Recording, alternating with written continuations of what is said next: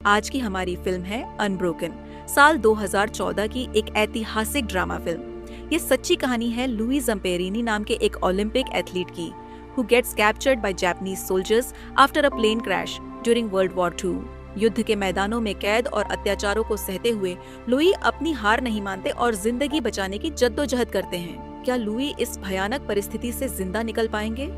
World war 2 के दौरान Japan और यूएसए के बीच युद्ध चल रहा था। तब यूएसए के कुछ लड़ाकू विमान जापान पर हमला करने के लिए आगे बढ़ते हैं, जिसमें लुई ज़म्पेरिनी नाम का एक जवान उस फाइटर प्लेन में बॉम्बार्डियर था जो दुश्मनों पर बॉम्ब गिराकर हमला करने के लिए तैयार था। जापान की सेना अमेरिका के लड़ाकू विमानों पर हमला शुरू कर देती है। यूएसए के फाइटर प्लेन्स बड़ी सावधानी से दुश्मनों पर बॉम्ब गिराने लगते हैं, लेकिन जब लुई बॉम्ब गिराने लगता है तो बॉम्बेटो, जिसे बॉम्ब गिराने वाला दरवाजा कहते हैं, वो अटक जाता है। इसी दौरान दुश्मन सेना का एक फाइटर प्लेन उन पर हमला कर देता है और उनके जवानों को मारने लगता है। मगर यूएसए के सैनिक बड़ी बहादुरी से उनका सामना करते हैं और जापान के फाइटर प्लेन्स को तबाह कर देते हैं। फिर प्लेन का पायलट लुई को बताता है कि उनका प्लेन काफी डैमेज हो चुका है, जो ज्यादा से ज्यादा 5-6 घंटे ही उड़ पाएगा, लेकिन उनका बेस काफी दूर था, जहां पहुंचने के लिए कम से कम 8-10 घंटों का समय लगेगा। तभी दुश्मन के फाइटर प्लेन्स की एक और टुकड़ी उनकी ओर हमला करने के लिए आ जाती है। फिर सीन शिफ्ट होकर उसके बचपन में जाता है। लुई बचपन में गलत संगति में पड़ चुका था, जो सिगरेट और शराब का नशा करने लगा था, और जब उसके घर वालों को इस बारे में पता चलता है तो उसके पिता उसकी खूब पिटाई करते हैं। लेकिन लुई की माँ ये जानती थी कि उसे इस सब से कोई फर्क नहीं पड़ने वाला, इसीलिए वो परमेश्वर से लुई को सुधारने के लिए प्रेयर करती है। लुई का भाई पीट ज़म्पेरिनी एक एथलीट बनना चाहता था, और जब वो अपनी रनिंग की प्रैक्टिस कर रहा था तब लुई छुपकर शराब पी रहा था और एक आदमी उसे देख लेता है और अपने बचाव में लुई वहाँ से भाग जाता है। तब पीट नोटिस करता है कि लुई काफी तेज स्पीड से भाग सकता है, तो उसे एक रनर बनाने के लिए पीट उसकी प्रैक्टिस करवाता है। लुई को खुद पर भरोसा नहीं था, लेकिन पीट कहता है कि या तो तुम बुरी संगति में फंसकर अपनी कीमती जिंदगी को यूं ही गवा दो, या फिर मेहनत करके ये साबित कर दो कि तुम में कुछ कर दिखाने का जज्बा है। और इसी जज्बे के साथ लुई हर रोज अपनी प्रैक्टिस करता है। उन दोनों की कड़ी मेहनत सफल होती है और कुछ सालों बाद लुई एक अच्छा रनर बन जाता है। वो हाई स्कूल के काफी सारे रेस कॉम्पिटिशन्स में हिस्सा लेता है और बढ़िया परफॉर्मेंस की वजह से हर बार उसकी जीत होती है। अब उसकी फैमिली भी उसे सपोर्ट करने लगी थी। फिर एक रेस के दौरान दूसरे रनर्स उसे हराने के लिए जख्मी कर देते हैं। उसके पैर से खून भी बहने लगता है, पर लुई हार नहीं मानता और अपनी पूरी ताकत के साथ आगे बढ़ते हुए वो रेस सिर्फ 4 मिनट्स और 21 सेकंड्स में खत्म करके सबसे तेज रनर का रिकॉर्ड बना लेता है। उसकी फैमिली को उस पर नाज था, क्योंकि अब उसे ओलंपिक गेम्स में हिस्सा लेने से कोई भी नहीं रोक सकता था। ये सब पीट की वजह से हो पाया था, इसलिए लुई पीट के गले लगकर उसे थैंक्स कहता है और ओलंपिक के सफर पर निकल जाता है। तब पीट उसे कहता है, a moment of pain is worth a lifetime of glory, यानी कि एक क्षण का दर्द पूरे जीवन के सम्मान के योग्य है। क्योंकि जब हम थोड़े समय के लिए जिंदगी में चुनौतियों, कठिनाइयों और बलिदानों का सामना करके सफलता हासिल कर लेते हैं, तो वो सफलता हमें जिंदगी भर सम्मान दिलाती है और हमेशा मोटिवेट करती है। दुश्मनों से किसी तरह बचकर वो प्लेन को एक आइलैंड पर बड़ी मुश्किल से लैंड करते हैं। उन्हें अपने जिंदा होने की खुशी तो थी, पर अपने साथियों की मौत का दुख भी था। अगली सुबह लुई रनिंग की प्रैक्टिस करता है। तब उसके साथी बताते हैं कि उन्हें एक रेस्क्यू मिशन पर जाने के लिए ऑर्डर्स मिले हैं। इस मिशन पर जाने के लिए उन्हें नया प्लेन तो मिल चुका था, पर उस प्लेन की हालत अच्छी नहीं थी, क्योंकि दूसरे प्लेन्स की रिपेयर करने के लिए इस प्लेन के अच्छे पार्ट्स को निकाला जाता था। इसी वजह से पायलट को इस प्लेन पर भरोसा नहीं था और उसका ये शक सही था। सफर के दौरान जब वो पैसिफिक ओशियन यानी प्रशांत महासागर के ऊपर से उड़ रहे थे, तब उनके प्लेन के दोनों लेफ्ट इंजन खराब हो जाते हैं। तो सब सिपाही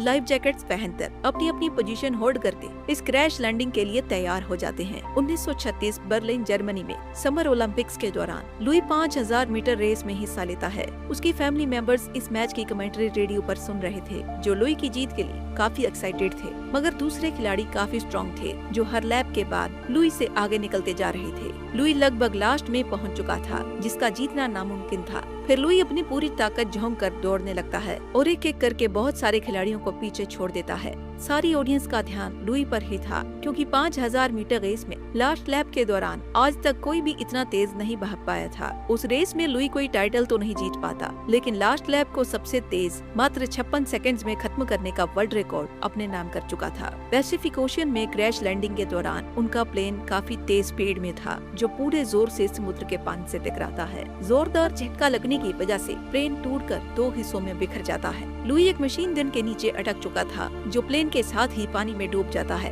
पर हिम्मत करके वो ऊपर आ जाता है ऊपर आकर वो देखता है कि प्लेन के पायलट फिल और टेल गनर मैक के अलावा बाकी सब क्रू मेंबर्स इस दर्दनाक हादसे में मर चुके हैं। हिल के सिर पर चोट लग चुकी थी तो लुई और मैक उसे लाइफ बोट पर ले जाकर पट्टी कर देते हैं। उनका प्लेन प्रशांत महासागर के बीच क्रैश हुआ था, जहां से कोई किनारा या आइलैंड दूर दूर तक दिखाई नहीं दे रहा था। अब उन्हें तब तक समुद्र में सरवाइव करना पड़ेगा जब तक उन्हें कोई ढूंढ ना ले। लेकिन समुद्र में जिंदा रहना कोई बच्चों का खेल नहीं था। उनके पास 2 इन्फ्लेटेबल लाइफ बोट्स थी, जिनमें खाने के तौर पर सिर्फ 2 चॉकलेट्स के डिब्बे और पीने के लिए पानी भी बहुत कम था। पानी में रहना उनके लिए खतरनाक था, क्योंकि पानी में शार्क्स थी जो हमला करने के लिए तैयार थी। अगली सुबह एक प्लेन को देखकर लुई मदद के लिए चिल्लाता है और फ्लेयर गन भी फायर करता है, लेकिन वो उन्हें नोटिस नहीं करते। उसे भूख लगती है तो वो चॉकलेट्स के बॉक्सेस ढूंढता है, पर कल रात मैक सारी चॉकलेट्स खा गया था, इसीलिए लुई उस पर गुस्सा होने लगता है, क्योंकि खाने के लिए उनके पास अब कुछ नहीं बचा था। चिलचिलाती धूप की वजह से उन्हें डिहाइड्रेशन हो चुकी थी और कई दिनों से खाना न मिलने के कारण उनका शरीर भी कमजोर हो चुका था। फिर एक दिन अल्बाट्रोस प्रजाति का एक समुद्री पंछी उनकी राफ्ट पर बैठ जाता है। अपनी भूख मिटाने के लिए वो उस पंछी को पकड़कर मार देते हैं, लेकिन वो उसे कच्चा खा नहीं पाते और उल्टी कर देते हैं। तो फिर उसके मांस को चारे के तौर पर इस्तेमाल करके मछली पकड़ने में कामयाब हो जाता है और वो उस मछली को खाने लगते हैं। हिल को परमेश्वर पर भरोसा था, लेकिन लुई परमेश्वर पर ज्यादा विश्वास नहीं करता था। अगले दिन समुद्र में तेज तूफान आ जाता है और इस तूफान में अपनी जान बचाने के लिए लुई पहली बार परमेश्वर से प्रेयर करता है कि अगर आप मुझे यहाँ से जिंदा बचा लेंगे तो मैं अपनी पूरी जिंदगी आपको समर्पित कर दूंगा। खुशकिस्मती से वो तूफान शांत हो जाता है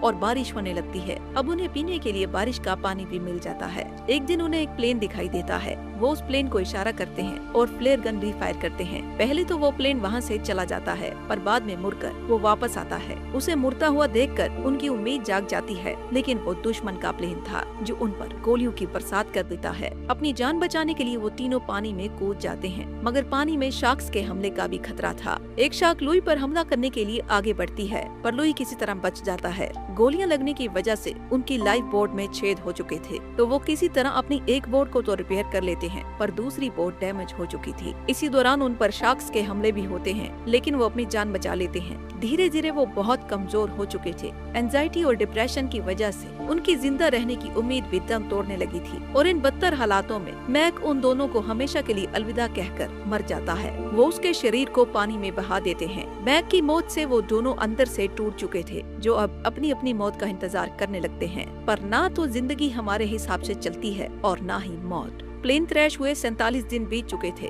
और 47 दिनों के बाद उन तक दुश्मन सेना यानी जापान के 9 सैनिक पहुंच जाते हैं, जो उन्हें बंदी बना लेते हैं। जापान का एक सैनिक लुई को कर्नल के पास ले जाता है। कर्नल अखबार में छपी उसकी तस्वीर दिखाकर कहता है, मैं जानता हूँ कि तुम मशहूर ओलंपिक एथलीट लुई ज़ैम्पेरिनी हो, जो B-24 रेस्क्यू मिशन पर निकले थे और तुम एक बम्बार्डियर हो। तुमने पिछले हमले में हमारी सेना का बहुत नुकसान किया था। वो उन दोनों को टॉर्चर करके कुछ इन्फॉर्मेशन लेने के बाद ओमोरी प्रिजन कैंप जो टोक्यो में था वहाँ भेज देते हैं, जहाँ US आर्मी के और भी बहुत सारे जवानों को बंदी बनाया गया था। फिर वो सभी कैदियों को ओमोरी डिटेंशन कैंप में ले जाते हैं, जहाँ का खड़ूस कमांडिंग ऑफिसर मुत्सुहिरो वतनाबे उनसे कहता है कि तुम जापान के दुश्मन हो और तुम्हारे साथ दुश्मनों जैसा ही व्यवहार होगा। लुई को अपनी ओर जानता हुआ देखकर वो लुई की तरफ चला जाता है। वो उससे कहता है कि लुक एट मी, यानी कि मेरी तरफ देखो, और जब लुई उसकी ओर देखता है तो वतनाबे उसे लाठी से मारता है। ऐसे ही 2-3 बार मारने के बाद वतनाबे कहता है कि कभी भी मेरी तरफ मत देखना,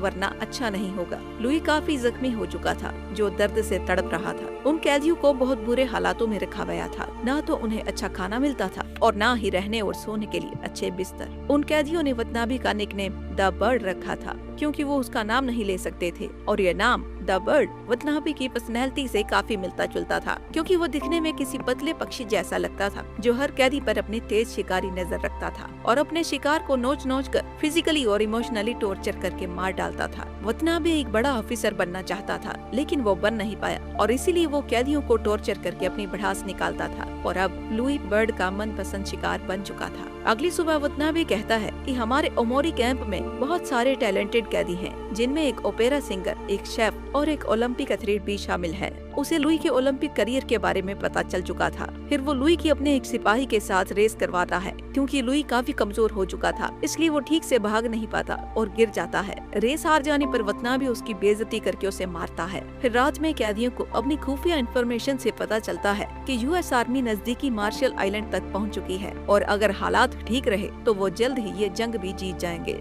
जब वतनाबे को इस बात का पता चलता है कि कुछ कैदी उनकी खुफिया जानकारी चुरा रहे हैं, तो वो उन्हें खूब टॉर्चर करता है। अपने साथियों की ऐसी हालत देखकर लुई कहता है कि मैं वतनाबे को जान से मार डालूंगा, चाहे इसके बाद जापानी सैनिक मुझे गोलियों से ही भून दें। तो उसका साथी, जो कि एक कमांडर था, वो उसे समझाता है कि वतनाबे को जान से मार देना उसकी असली हार नहीं होगी। उसकी असली हार तब होगी जब हम उसके अत्याचारों को सहते हुए जंग खत्म होने तक जिंदा रहें और अपने अपने घर सही सलामत पहुँचे। तब वतनाबे को एहसास होगा कि हमारा हौसला उसके अत्याचारों से कहीं ज्यादा मजबूत है और तब उसकी असली हार होगी। उसकी ये बात सुनने के बाद लुई एक मोटिवेशनल मंत्र बोलता है, if I can take it I can make it. ये एक मोटिवेशनल मंत्र है जो अंधेरे में रोशनी के समान काम करता है और किसी भी चुनौती का सामना करने के लिए हमारे हौसले को दोगुना कर देता है। शाम के समय वो यूएस एयरफोर्स को जापान पर हमला करते हुए देखते हैं। सब कैदी उस हमले से काफी खुश थे, लेकिन वतनाबे को उस हमले से गुस्सा चढ़ने लगा था, जो रात के वक्त लुई को नींद से जगाकर अपनी बेल्ट से मार मार कर अपना गुस्सा ठंडा करता है। और जब लुई उससे पूछता है कि तुम हर बार मुझे ही क्यों टारगेट करते हो, तो जवाब में वतनाबे उसे मार कर बेहोश कर देता है। अगर लुई के साथ ऐसा ही चलता रहा तो जल्द ही वो मर जाएगा, क्योंकि लुई एक फेमस ओलंपिक एथलीट था और अमेरिकन ये मान चुके थे कि लुई मर चुका है। तो एक जापानी ऑफिसर उसे रेडियो के जरिए अमेरिका में ये मैसेज भेजने के लिए मना लेता है कि वो जापान के वार कैंप में जिंदा है। जापानियों को उससे कोई हमदर्दी नहीं थी, वो तो बस अपने देश की छवि को सही दिखाने के लिए ये सब कर रहे थे और इसीलिए वो उसे रेडियो मैसेज के जरिए एक चिट्ठी पढ़ने के लिए कहता है ताकि अमेरिका को गलत साबित किया जा सके। बदले में वो उसे रहने खाने के लिए अच्छी सुविधाएं देंगे। कुछ अमेरिकन इसके लिए मान चुके थे, लेकिन लुई अपने देश के साथ गद्दारी करने से मना कर देता है, तो उसे अमोरी कैंप में वापस भेज दिया जाता है। वतनाबे समझ चुका था कि लुई टॉर्चर सह लेगा, लेकिन वो उनकी बात कभी नहीं मानेगा। वो उसे कहता है कि पहले दिन तुम्हारी आंखों में देखकर मुझे पता चल गया था कि तुम मेरी तरह ही एक बहादुर जवान हो। मैंने सोचा था कि हम दोनों दोस्त बनेंगे, मगर जापान का दुश्मन कभी भी मेरा दोस्त नहीं बन सकता। तुम हमारी रिस्पेक्ट नहीं करते क्योंकि तुमने हमारी बात नहीं मानी। और उसे रिस्पेक्ट सिखाने के लिए वो हर एक कैदी को लुई के मुंह पर एक जोरदार मुक्का मारने का ऑर्डर देता है और ना चाहते हुए भी उन सब कैदियों को ये करना पड़ता है। फिर सब कैदी एक एक करके उसके मुंह पर जोरदार मुक्का मारने लगते हैं। उस कैंप में सैकड़ों कैदी थे और अपने मुंह पर सैकड़ों मुक्के खाने के बाद लुई अधमरी हालत में पहुंच चुका था, जो अपने पैरों पर खड़ा भी नहीं हो पा रहा था। दिन ब दिन वतनाबे का टॉर्चर बढ़ता ही जा रहा था। फिर एक दिन वतनाबे उसे कहता है कि मेरी प्रमोशन हो चुकी है और मैं दूसरे कैंप में जा रहा हूँ। ये खबर सुनकर लुई को कुछ राहत मिलती है। उन जवानों को कैद हुए कई महीने बीत चुके थे, जो अपने परिवार से मिलने के लिए तरस रहे थे। फिर एक रात ओमोरी कैंप के पास यूएस एयरफोर्स का हमला होता है। हमला काफी घातक था, जिसमें भारी तबाही हुई थी। इसलिए वो उन सब कैदियों को नोएत्सु प्रिजन कैंप में ले जाते हैं, जहां कोयले की लोडिंग अनलोडिंग का काम होता था। जब नोएत्सु कैंप में पहुंचकर लुई वहां के कमांडिंग ऑफिसर को देखता है तो उसके पैर डगमगाने लगते हैं, क्योंकि वो कोई और नहीं बल्कि वतनाबे ही था। वतनाबे कहता है कि सभी कैदी कोयला ढोने का काम करेंगे और अगर कोई कैदी काम छोड़कर आराम करेगा तो उसे जान से मार दिया जाएगा। नोएत्सु कैंप के हालात ओमोरी कैंप से भी बदतर थे, क्योंकि वहाँ बहुत ज्यादा ठंड थी और उन्हें बिना रुके सारा दिन लगातार काम करना पड़ता था। फिर एक दिन उन्हें पता चलता है कि अमेरिका के president Franklin D Roosevelt brain haemorrhage की वजह से मर चुके हैं। उन्हें लगता है कि शायद वो ये जंग भी हार जाएंगे। लगातार काम करने की वजह से लुई काफी कमजोर हो चुका था, इसलिए उसकी स्पीड भी कम हो चुकी थी। तो एक गार्ड उसे धक्का देता है, जिसकी वजह से उसका एक पैर टूट जाता है। वो दर्द से कराहने लगता है, लेकिन अगर वो ज्यादा देर आराम करेगा तो वतनाबे उसे गोली मार देगा। इसलिए उसे अपने टूटे पैर के साथ ही काम करना पड़ता है। वतनाबे की वजह से उन कैदियों की जिंदगी मौत से भी बदतर हो चुकी थी। अगले दिन अपने टूटे पैर के साथ काम करते हुए लुई काफी थक जाता है और जब वो कुछ पल के लिए आराम करने लगता है तो एक गार्ड उसे पकड़कर वतनाबे के पास ले जाता है। वतनाबे उसे लकड़ी के भारी तख्ते को अपने सर के ऊपर तक उठाने के लिए कहता है। वो तख्ता बहुत भारी था। लुई बड़ी मुश्किल से वो तख्ता उठाता है। वतनाबे अपने गार्ड से कहता है कि जैसे ही लुई ये तख्ता नीचे गिराएगा, इसे गोली मार देना। सब कैदी उसकी ओर ही देख रहे थे, क्योंकि अब वो मरने वाला था। बेहद कमजोर शरीर और टूटे पैर के साथ लुई ज्यादा देर तक वो तख्ता नहीं उठा सकता था, इसलिए वतनाबे तख्ता गिरने का इंतजार कर रहा था। ऐसे ही काफी समय बीत जाता है और एक पल ऐसा आता है जब सब कैदी अपना अपना काम छोड़कर उसकी ओर ही देख रहे थे और धीमी आवाज में उसे एनकरेज कर रहे थे। वतनाबे को लगता है कि अब लुई ये तख्ता नीचे गिरा ही देगा, लेकिन तब एक चमत्कार होता है। लुई अपने पूरे जोर से तख्ता सर के ऊपर ले जाता है। वो वतनाबे की आंखों में आंखें डालकर जोर से चिल्लाता है। उसकी आवाज शीर ई दहार के तरह ही ताकतवर थी, जिसके हिम्मत के सामने वतनाबे का खौफ कमजोर पड़ चुका था, जो किसी पहाड़ के पास पड़े एक मामूली से पत्थर की तरह लग रहा था। वतनाबे उसे आंखें झुकाने के लिए कहता है, पर लुई बिना किसी डर के उसकी ओर देखता रहता है। वतनाबे शुरू से लेकर अब तक लुई को शारीरिक और मानसिक रूप से तोड़ने की हर संभव कोशिश में लगा था, लेकिन लुई ने अपनी असाधारण ताकत और बेशुमार हिम्मत से उसे बुरी तरह से हरा दिया था। उसने ये साबित कर दिया था, A moment of pain is worth a lifetime of glory, यानी कि एक क्षण का दर्द पूरे जीवन के सम्मान के योग्य है। और ये मूवमेंट उसकी लाइफ की सबसे इम्पोर्टेंट मूवमेंट थी, क्योंकि उसने अपने सबसे बड़े डर मौत के डर पर भी काबू पा लिया था। खुद को बेइज्जत महसूस करने के बाद वतनाबे उसे बहुत मारता है। उस टॉर्चर के दौरान लुई अपनी रनिंग की प्रैक्टिस के बारे में सोचकर हिम्मत जुटाता है और खुद को संभाले रखता है। वतनाबे उसे तब तक मारता है जब तक कि लुई बेहोश नहीं हो जाता, और पूरी तरह थकने के बाद वतनाबे रोने लगता है, क्योंकि अपनी लाख कोशिशों के बाद भी वो लुई से हार चुका था और कहीं न कहीं उसे ये भी एहसास हो चुका था कि वो कैदियों पर हद से ज्यादा क्रूरता कर रहा है। बेहोशी की हालत में लुई पूरी रात वहीं पड़ा रहता है। फिर अगले दिन एक जापानी ऑफिसर सभी कैदियों से कहता है कि जल्द ही युद्ध खत्म होने वाला है, और वो सबको नदी के पानी में नहाकर साफ सुथरे होने के लिए कहता है।